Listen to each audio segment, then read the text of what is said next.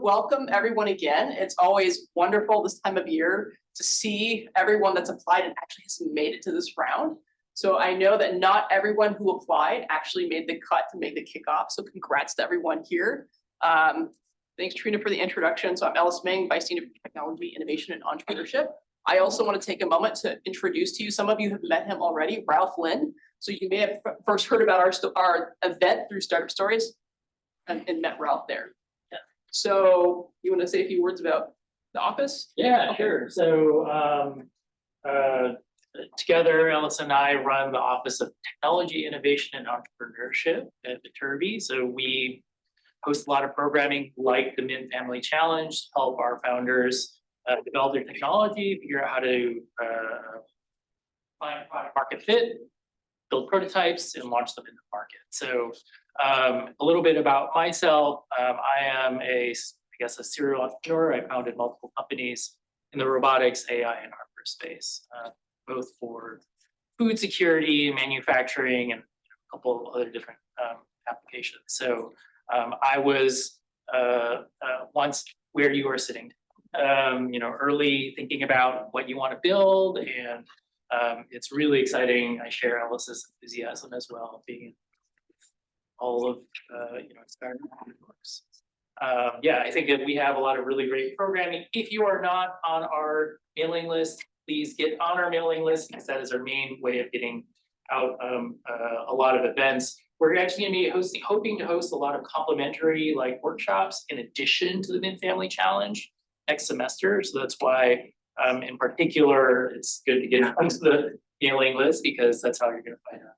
Is there anything else you want me to chat about? I think that's good. So think of Ralph as a resource. You're going to have a set of instructors. They're going to be mentors, but you also have the rest of the office as resources to you for this program. And so before I forget, I want to actually make sure that we thank Jason Ordonez.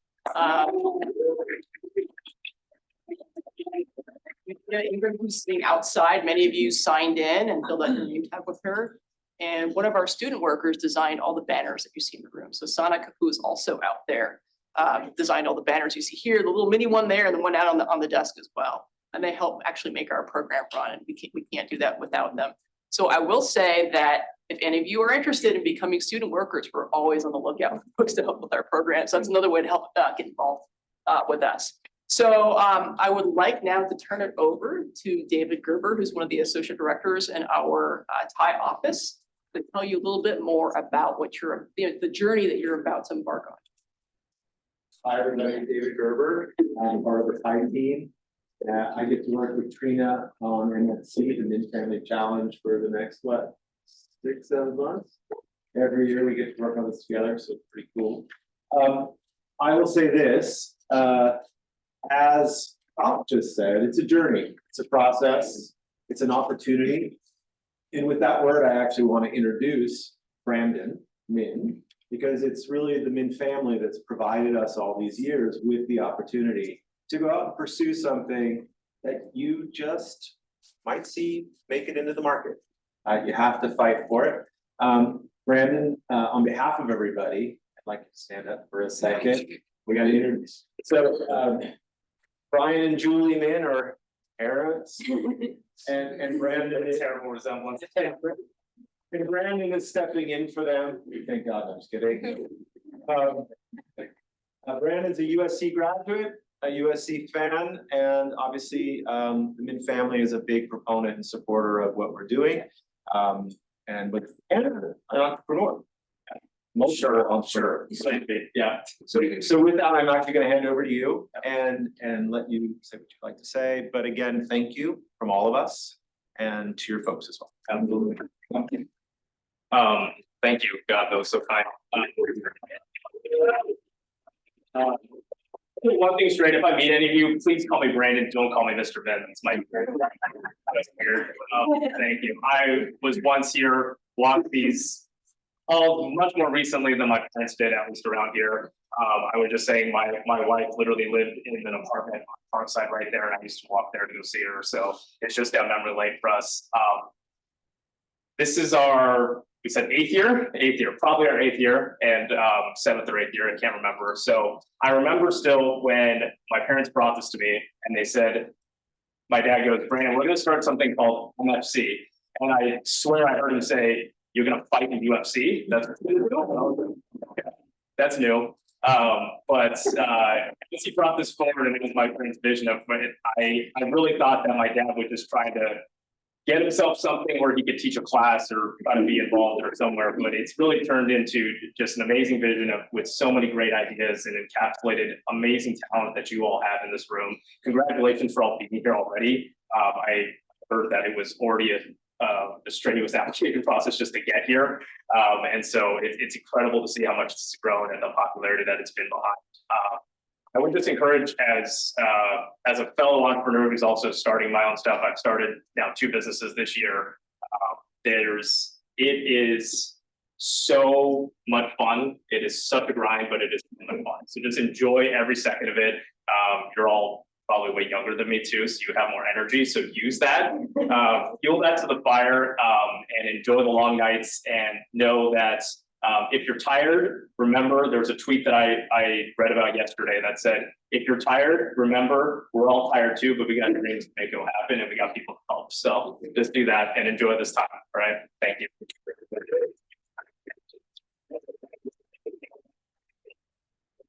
You want to say more? Or? Okay. So usually the Dean Yortzos is here. Yeah, I'm sitting down.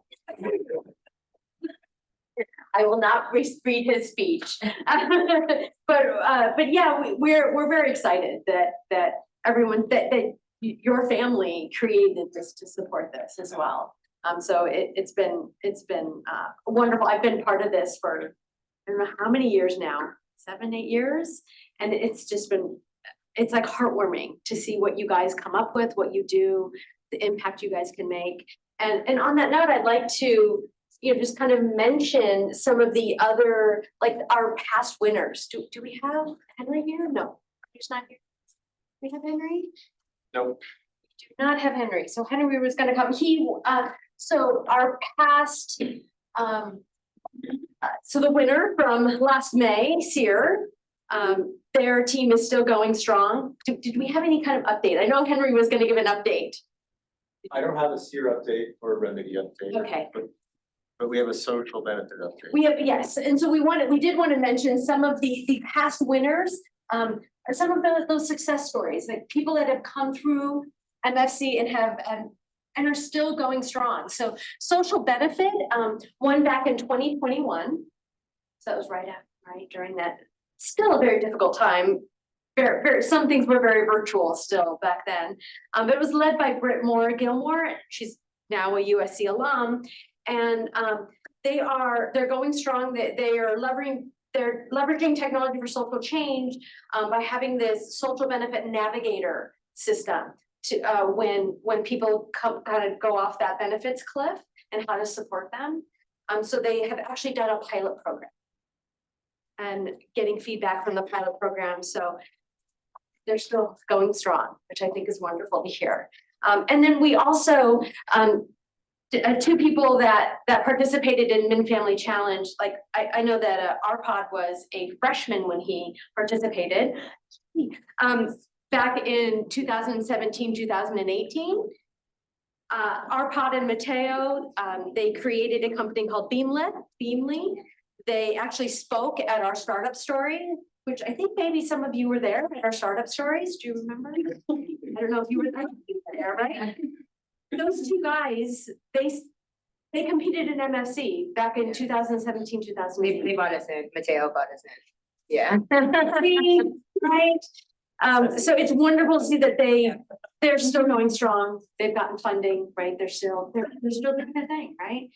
So that's what does, and now they truly are now startup founders, right? From the experience here and from what they were, the opportunities that they've had. So I wanted to remind you that there are these kinds of opportunities. That's why you're here. Do you want me to give you a minute, Susan? Okay, can you just come up here? I was like, I'm either waiting for you or Abby. Susan just literally got out of a car from Oakland, California. Yes. Hi, Susan.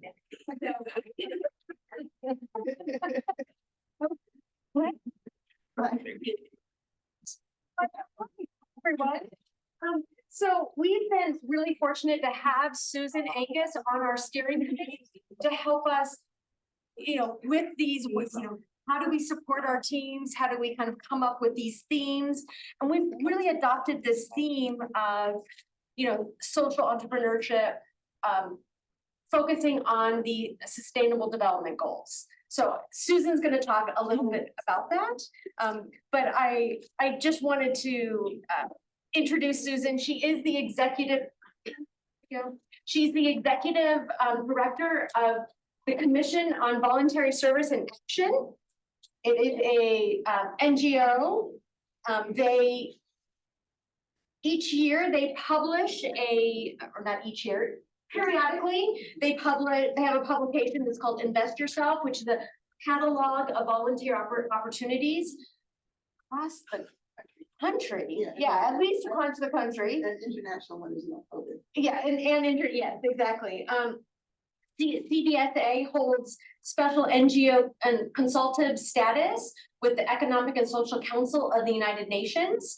And they've actually this past year compiled and presented the United States People's Report on the 2030 Sustainable Development Agenda at the United Nations in July, which is, it's amazing. Really, really.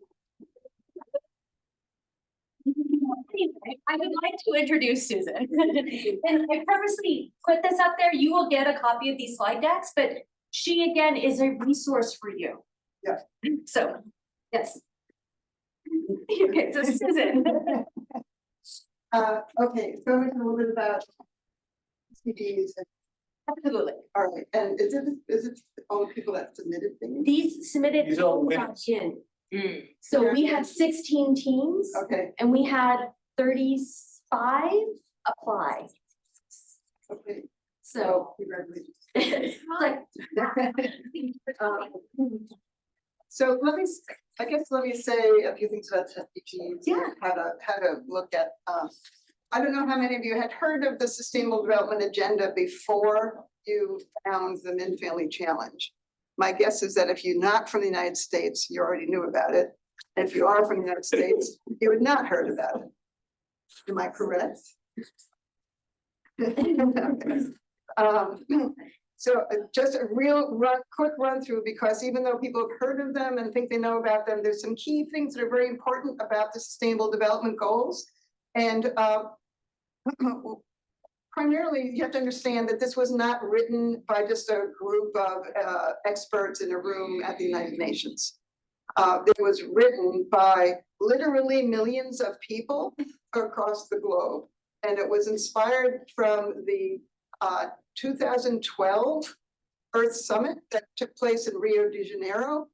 It was the Earth Summit, second Earth Summit. The first one was in 1992. And one of the things that came out of that summit was that the world needed a different approach to everything, a different approach to foreign aid from the developed countries, a different approach to dealing with the environmental crisis and with the continuing growing of poverty, and that they are all linked. And all the previous plans and programs of foreign aid and development all had to do with things that the rich and developed countries were going to do for the developing countries. And the problem with that was, number one, they usually didn't do what they said they're going to do.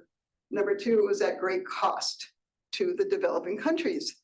And most of them were pretty tired of loans from IMF or World Bank that required they cut back on their healthcare and their education and everything else, and then be terribly in debt and never really develop. But the other thing was that they recognized that even in the developed countries, like the United States, Great Britain, all of them, the same inequalities, the growth of poverty, the lack of access to healthcare, the unaffordability of housing, all these things, they're all also had to be addressed. And so what's unique about the goals, besides the fact that it was literally written by millions of people over the course of 3 years, debates, roundtable discussions, surveys that were taken in villages and towns all over the world. And people just finally in the end agreed with these 17 goals, and they're not in order of priority. They're recognized as all being very interrelated. You can't end poverty if you don't deal with climate change. You can't deal with climate change if you don't also deal with the people who need food, and they need food grown in a sustainable way, not massive monoculture, oil-based fertilizer, et cetera, et cetera. They're all interrelated. And so that's why the agenda is called Transforming Our World, the agenda for 2030, for sustainable development.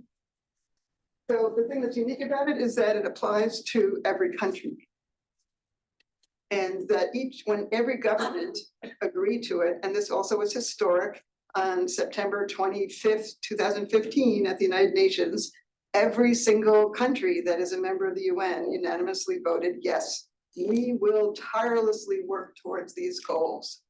And what they're agreeing to is that they're going to do the goals in their own country and cooperate with the rest of the world to assist other countries, if countries are in a position to assist, which certainly the US is. But the US also has to address these problems here. So that's the key things about the agenda. You might, if you've been in the US for very long, you might have noticed that there's never any talk about it in the press, no media, no public announcements, no anything, no billboards, no publicity. Whereas whenever I meet somebody from another country, particularly if they just came from there, they know all about the SDGs and they say, gee, I haven't seen anything about the SDGs here. So the problem is that the US government voted yes because everybody else was voting yes, but they have done no. So yeah, you can say yes, but if you don't take the action. And so that's what led us to, after 8 years of going to the annual meeting at the UN every July, they have what's called the High Level Political Forum. And we've been going, and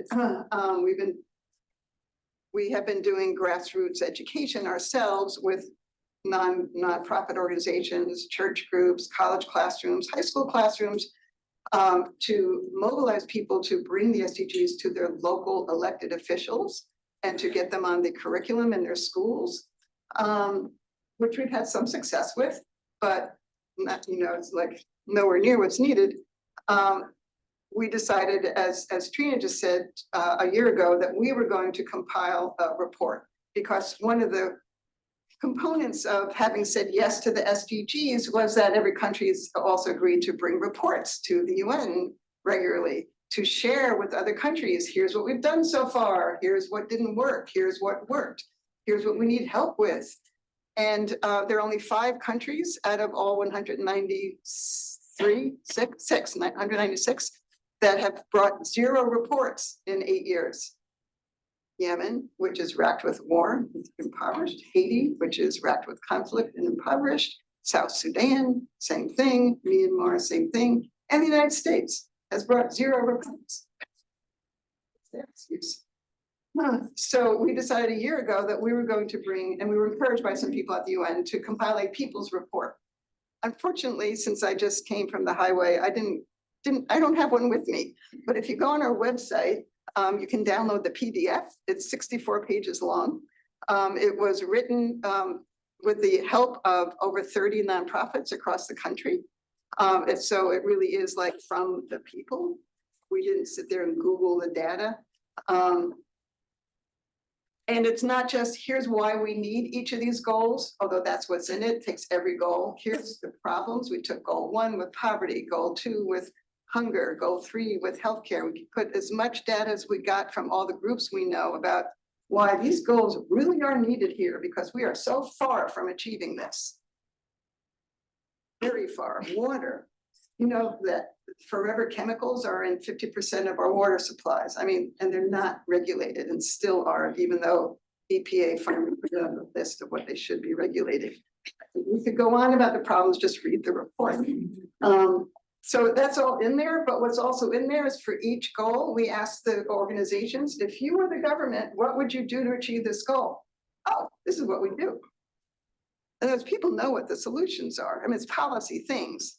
And our report certainly is not like comprehensive. It's not an academic paper. Don't tear it apart. It doesn't have footnotes. It doesn't. This is just what people said. And the purpose of it was to show that the people of the United States really need and want these goals, and that there are ways to achieve them. They're not impossible. So I recommended reading. So what does that have to do with you and your projects?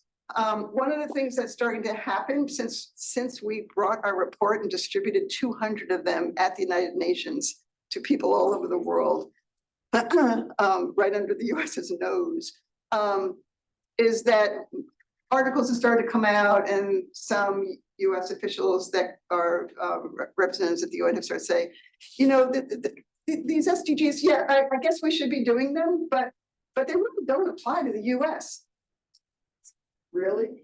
So it's the first time they're even talking about it in relation to the US. Before they weren't, they were just ignoring it. And we're only talking about them in relation to other countries. Okay, again, what does this have to do with you and your projects? As goal 17 is about partnerships. This is really where you come in. I mean, on the one hand, I read all, you know, the applications, and there's some fabulous projects. You have to also think in terms of partnerships. Who, in addition to who will use it and who will have access to it, and how easily will they have access to it, and which of the goals will it address? Who else will you partner with to really make it happen? And that's what I can assist with if you're looking for partners from the nonprofit, community organization, community activism, whatever you want to call it, world. I can find connections and help you talk with them. And I recommend you talk with them sooner as opposed to later, so that you can find out if your idea really is something they can use, that they think will help, that really does address the main problem or not. And that's what I can assist with. And don't listen to people who say the SDGs are irrelevant, because they're not. And it's going to become more and more clear as time goes on, how urgent it is that we take them seriously and address them, because as the inequality gap widens, the poverty increases, more and more people don't have access to healthcare, our water becomes more toxic, and there's the emissions that's causing global warming, they have not gone down at all in the last decade. So with all their talk, the action is still not happening. And so the more of you who are involved in things where you engage with other actors, whether it's other organizations, other schools, elected officials, scientists, medical people, whoever, and get them on board with, we really have to fight for these goals, and here's a project that actually would help. That's the framework that I would hope you could work on. So I think that's all I have to say. Wonderful. Okay.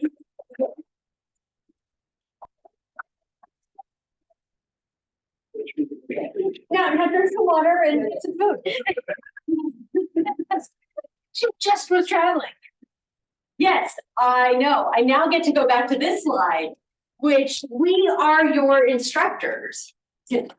Abby's here. I know, that's what I'm saying. Abby's here. So I did want to just mention and you know, kind of give a little intro. Some people may already know Dr. David Gerber, but he has a joint appointment with USC's Viterbi School of Engineering and USC School of Architecture. Yes, he's an associate professor still. He's an associate professor of civil and environmental engineering. Under associate. I'm sorry, you are. Like there's no end in sight now. He is a professor of civil and environmental engineering practice and of architecture. Yeah, yay. Congratulations on your promotion. Okay.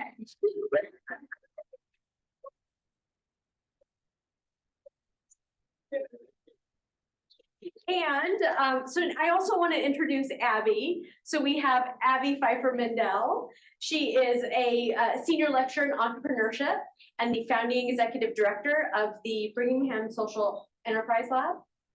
And she has guided hundreds of startup teams to applying user-centered design to challenges faced by individuals and families worldwide. She trains mission-based organizations on the fundamentals of user-centered design, and in 2018 won the Academy of Management Innovation and Entrepreneurship Pedagogy Award. Yay! So we're very happy that she's one of our instructors. The three of us make a great team. So it's fun. We have a great time with that. So now we are going to do a little. The first thing we're going to do is we want to hear about what you're all working on. Now, some of us have read all of your applications, right? But you all don't know what each of you all are working on. And there actually are some projects that are working in the same problem space, right? Kind of working towards maybe a common goal, right? One of the SDGs. And so we're going to ask each team to stand up and give a 30-second pitch. I know, we're so mean. I wanted to give you a warning. David did not want to give you a warning, just so you know. Good cop, bad cop. Someone knows this already. Don't go leaving, don't get scared, but stand next to your. Oh, running.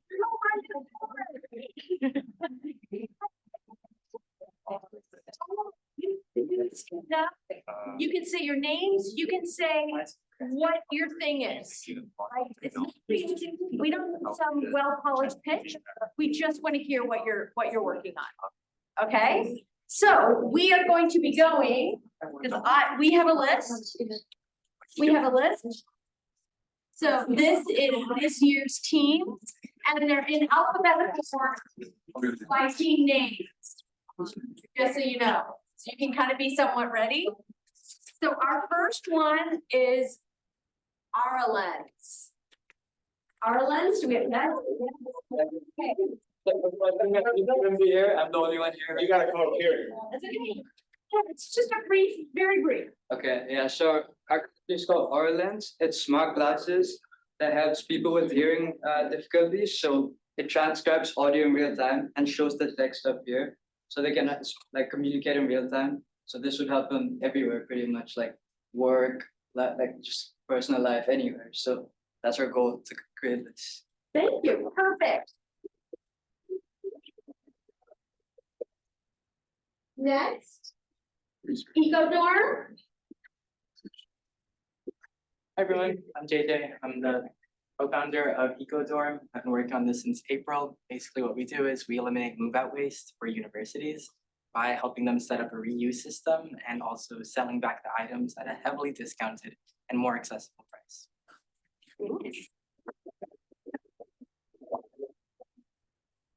Fog Farm. Hi, I'm the founder of Fog Farm. We are farming from fog. We take fog nets and we collect water from air. This can be done in any terrain. It is low tech, so it saves money. Compared to desalinization, you're not having to pay the electrical costs. And so you're able to bring this to indigenous people that don't have infrastructure, and then also to urban cities for landscaping or even to schools.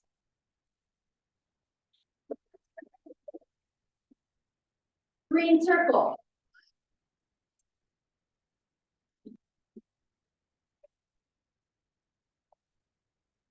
Anyone here? Okay, Greenify.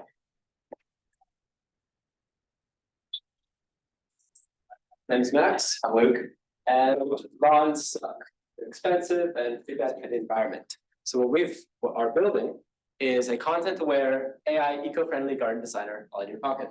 Yeah, you take a photo of your lawn and then it creates an AI rendering of what it would look like as a more green space, and then highlights where you can buy each of the plants and products to, provide a more convenient system for you to greenify your space.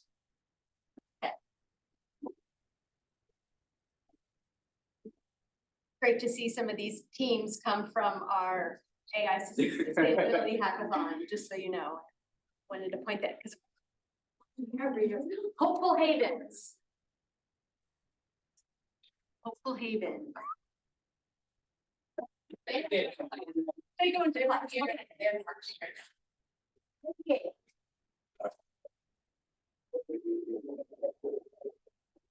Everyone, I'm Mark, representing Team Ideate. One of the key problems that small scale NGOs and organizations face is that they have difficulty getting outreach and fundraising. And this is because they have limited resources when compared to larger NGOs who can have a larger access to the market just based on their names and their histories.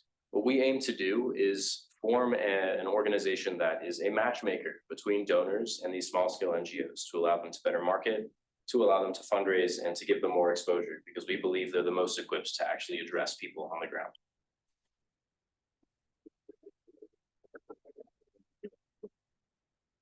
Interlinked partners. Oh, they're the one that sent the email because that, yes. Notify. Thank you. Here, so Learnify is an AI-powered online tutoring platform that provides continuous 24/7 academic assistance to students from economically challenged backgrounds. We saw that private tutoring is usually a luxury that's only for the affluent, and so we wanted to help people that can't reach those price tags be able to get the same academic assistance from their home at any time. Thank you.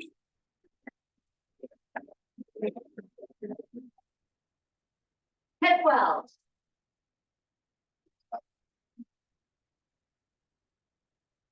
Hello, I'm Richa. Oh, I'm Kenneth. We're football, and our goal is to work on communication in medical systems. Today, medical systems are really difficult to communicate effectively across your network. If you're going, anyone who's gone to treatment knows it can be really hard to communicate your treatment plans to your family and friends. And we want to really solve this gap and make it easy and safe and private to help you work through your treatment in a effective manner. Thank you.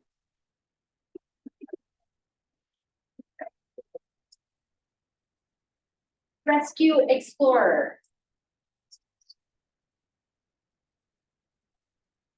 Hi guys, I'm Siyu.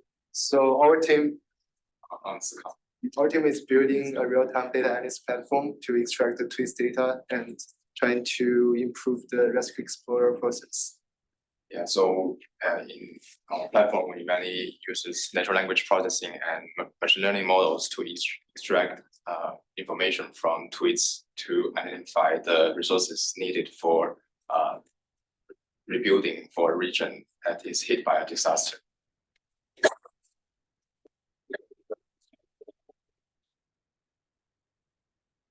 Re-swap.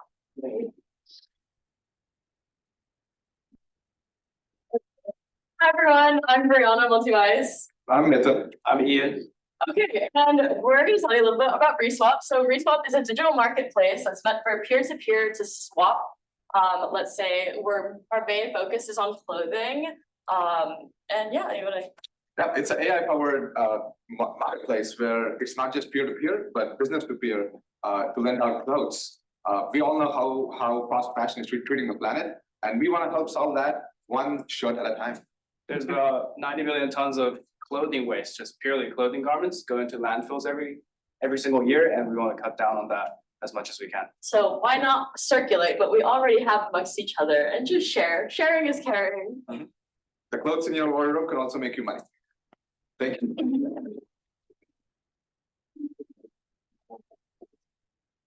Silver Spur Therapeutics.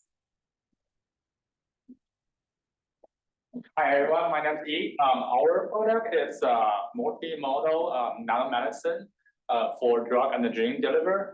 And our product will achieve precise targeting to the disease site and also reduce a systemic side effect of the current medicines.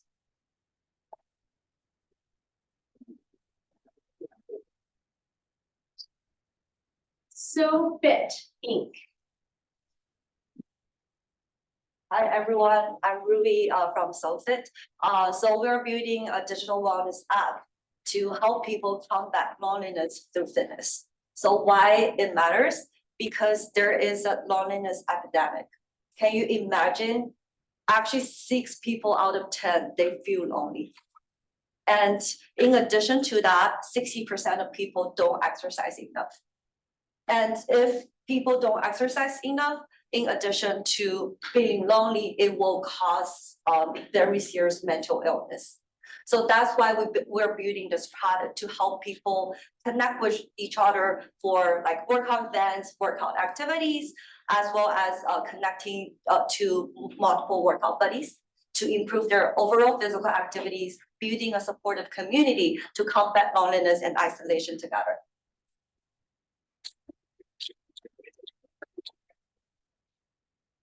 Start with one.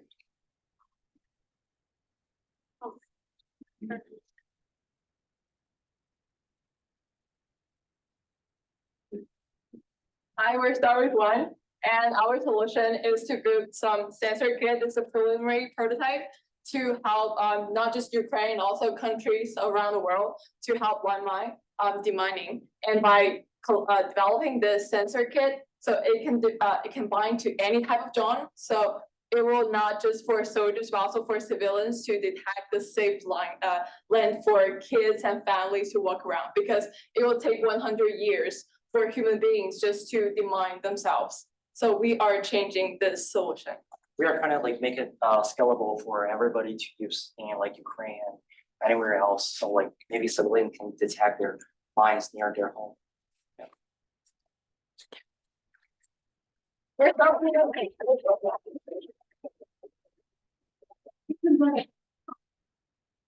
No.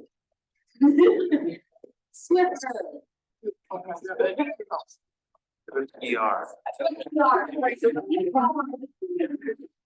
In developing countries like Myanmar, Cambodia, Laos, I've seen hospitals, interns, residents attending, trying to make lab orders with pen and paper. I'll make sure to replace them with the software technologies with One Touch to order CBCs, CFP, and X-rays, everything you name it in One Touch with applications. I'm glad this is here.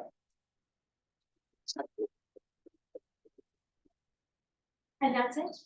Those are our teams. Good team. And